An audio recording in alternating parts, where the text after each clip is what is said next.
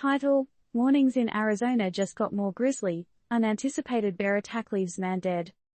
TLDR. In a shockingly unprovoked incident, an Arizona man was killed by a bear while sipping on his morning coffee.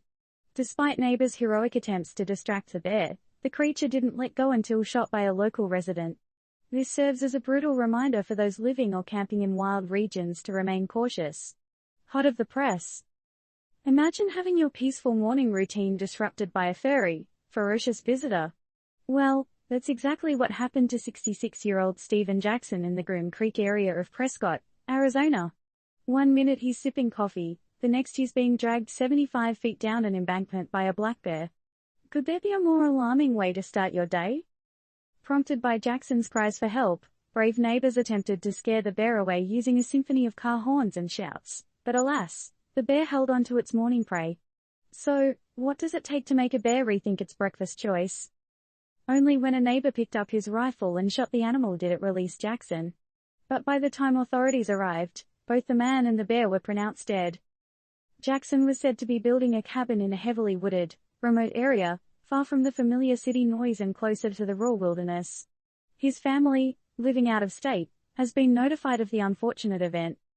Now here's something to chew on. The Arizona Game and Fish Department reported that the bear was a 6 to 10-year-old male. The thing is, there were 0 reports of any wildlife in the community acting aggressively. So, why did this bear decide to break the peace? Could it have been just hungry, or was it something more sinister? Even though this bear attack didn't occur near campsites, it's a wake-up call for folks who love their camping. Remember folks, lock up your food and don't leave items around that might look like an invite for a furry party. And shooting bears? That's a strict no-no unless you or someone else is in immediate danger. Bear attacks are indeed rare in Arizona and across North America, but they aren't unheard of. Back in 2011, volunteer firefighter Lana Hollingsworth was mauled by a starving bear while walking her dog, ultimately leading to her death after 7 surgeries. This recent incident marks the 15th bear attack in Arizona since 1990 and the second one with a tragic end. So, are you prepared for the unexpected? If you live in black bear country, it's common to see these creatures roaming around.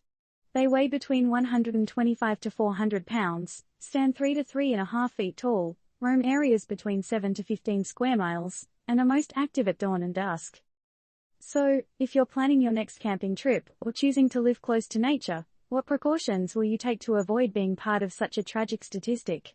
And what more can be done to ensure humans and wildlife can peacefully coexist? Disclaimer: this article does not provide advice on how to handle encounters with wildlife. It is purely a recounting of events and must not be treated as professional advice. Turned Up News does not endorse